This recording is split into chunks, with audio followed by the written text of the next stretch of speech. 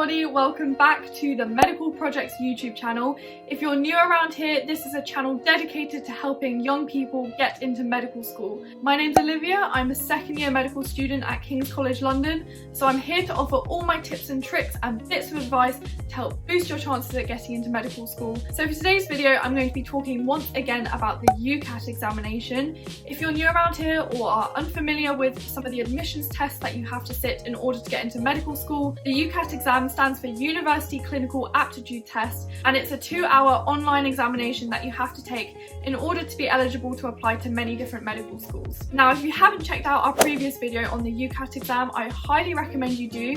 It's all about an overview about the UCAT exam, and I offer my tips and tricks in each section. So if that's what you're looking for and you want some more in-depth advice about how to best prepare for each section, definitely check that video out. But for today's video, I'm going to be giving you the latest updates on how the UCAT exam is going to be delivered and some of the modifications and changes that have taken place due to coronavirus. Now, traditionally, the UCAT exam is an exam that you sit in a test centre. You get situated at a computer and you sit there and you take your exam for 2 hours, and obviously there's invigilators the entire time, and this means it's a very controlled, focused environment. Now this year, the UCAT consortium have recognised that some people will be unable to travel to those test centres. So they've introduced some alternative options for how to sit the exam, and I'm going to be talking to you about those today. I'm also briefly going to offer some tips and tricks about how to stay calm during test day, because ultimately it's all about performing well under pressure. Now, before I go into detail about how the UCAT exam has been altered this year, I want to signpost you towards a guide that will be very, very helpful, because the ultimate change that the UCAT exam has encountered this year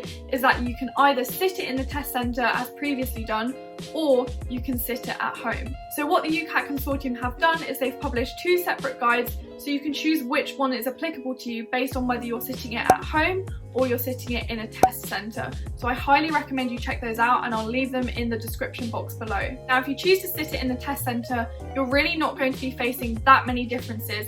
Apart from this year, they've introduced this new little extra in the exam, which is called a scratch pad.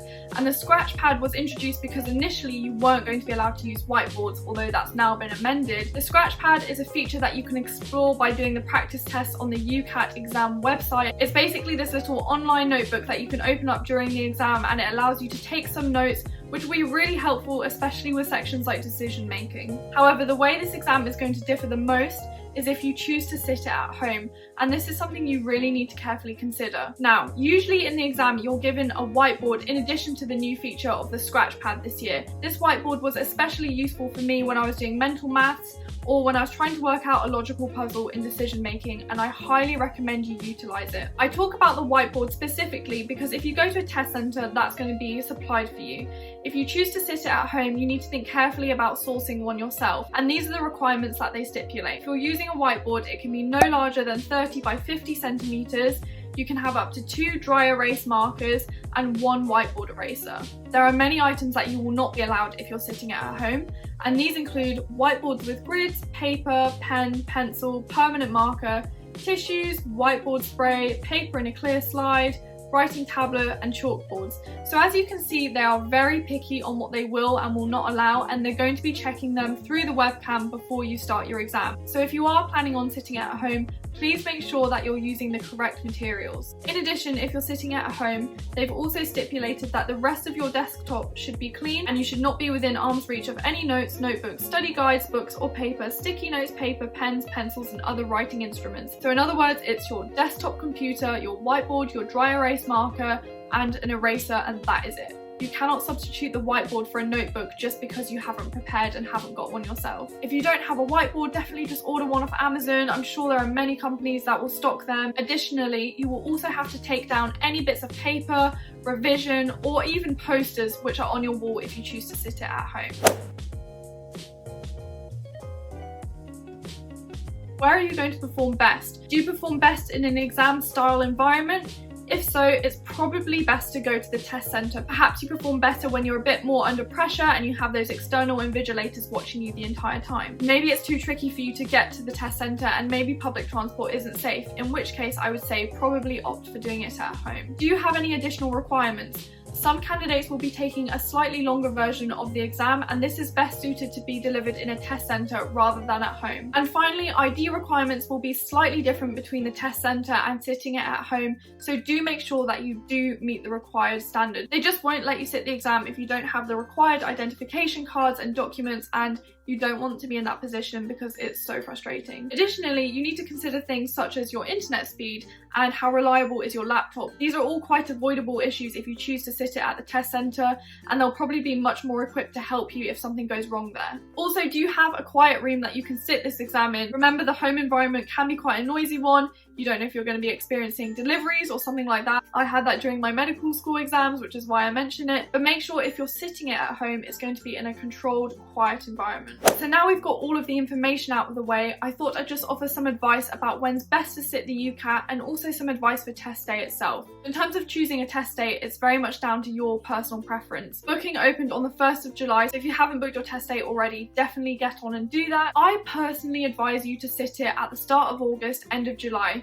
because this gives you about a month to prepare, which in my opinion is optimum time, but it also means it's early enough that you're not burdening yourself with a summer's worth of UCAT revision, and it's not nice to have that looming over you for such a long period of time. Obviously, there will be other things to consider, like if you're seeing family or going on some form of holiday, whatever you can do while there's a global pandemic, you need to make sure that you're having enough time to revise and that you feel adequately prepared and confident for your test day. Do remember that you can change your exam date. This is something that's really useful because you could be approaching your exam and decide actually you need a bit more time and push it back. And that's why I almost advise that you test a bit earlier than you otherwise could do, because if you want to push it back, you can. I also think testing early is a good idea because if you get a good UCAT score, you can just not worry about the BMAT. Whereas if you get a bad UCAT score, it gives you more time to prepare for the BMAT and think more carefully about the universities you're going to be applying to. Finally, what are my tips for test day? If you're testing at home, make sure the night before your desk setup is perfect and you meet all of the requirements.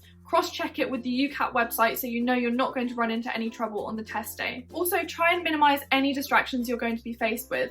So when I was doing my medical school exams at home, I made sure to unplug the main telephone, I made sure to write a note on the door so that delivery people didn't bang on the door during my exam, and just notify your family and make it as quiet of an environment as possible. In terms of controlling your nerves, I really recommend you finish your revision the night before with a lot of time to just allow yourself to relax, maybe have a nice bath. Make sure you get a good night's sleep because I cannot stress the importance of a good night's sleep. The UCAT is an exam where you really have to concentrate for an extended period of time, and it's going to be all the more difficult if you're really tired and drowsy. Controlling your nerves is never an easy thing, but make sure you take some big, long, deep breaths before your exam.